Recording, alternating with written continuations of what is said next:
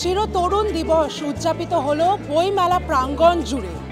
সম্মানিত করা হলো আমাদের বিশিষ্ট অতিথিদের দুটি মঞ্চ থেকে। প্রথম উপস্থাপনায় সম্মান জানালেন PRSI এবং দ্বিতীয়টি ছিল গিল্ডের পক্ষ থেকে।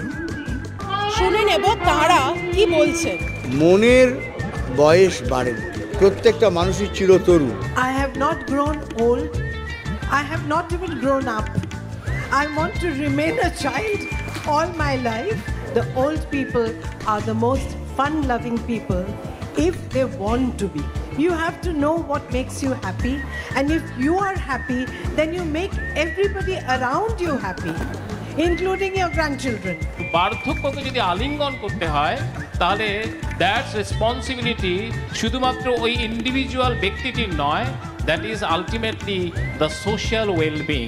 প্রত্যেক জেনারেশন, ইচ অ্যান্ড এভরি ইন্ডিভিজুয়ালের রোল আছে, সেই রোলটাকে যদি আমরা প্লে করতে পারি, then we can live the healthy life, not only socially but physically as well as mentally as well as spiritually and as well as emotionally.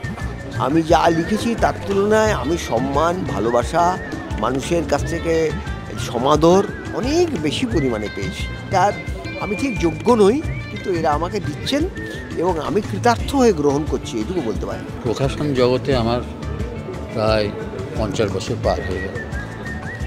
সেই হিসাবে আমি কয়েকটা বড় প্রকাশন নয়, কিন্তু বড় প্রকাশন সংস্থায় কাজ করাতে এই একটা পাণ্ডুলিপি থেকে একটা বই তৈরি করার যে প্রক্রিয়াটা, সেই বই নির্মাণ কাজে আমি সারা জীবন আমি কাটিয়েছি। এটা একটা আমাদের ছোটো বয়স থেকে একটা আইকনিক জায়গা বুক ফেয়ার। এরকম একটা ফিল্ড থেকে ফোরানে কোনো সম্বর্ধনা পাওয়া কিন্তু একটা অন্য মাত্রা দেয়। এটা একটা খুব একটা আত্মতুষ্টির ব্যাপার। যারা বই পড়তে ভালোবাসেন, যারা লেখার জগতে আছেন, যারা বই সারাদিন বই পড়েই থাকেন, যারা বই প্রকাশনার সঙ্গে যুক্ত আছেন সারা জীবন ধরে, অথচ তারা এখন সবাই সচল। এই নয় যে তারা বইমেলা আসতে পারছে না, এখনও পর্যন্ত বইমেলায় তারা আসতে পারেন, বইয়ের স্টলও চালান। আর যিনি পাঠক, তিনি এখনও সারাদিন বইমেলার মধ্যে ঘুরে ঘুরে তার নিজের পড়ার বই সংগ্রহ করেন। সংস্কৃতি জগতের পক্ষ থেকে গিল্ডেরও উচিত তাদেরকে কিছু ফিরিয়ে দেওয়া। সেই ফিরিয়ে দেওয়ার জন্যই এই উদ্যোগ।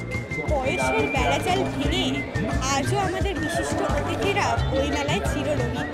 ক্যামেরায় অভিনব এবং সানিকার সাথে আমি সূচনা এবং কৌলমী, বুক ফেয়ার ডায়েরিজ।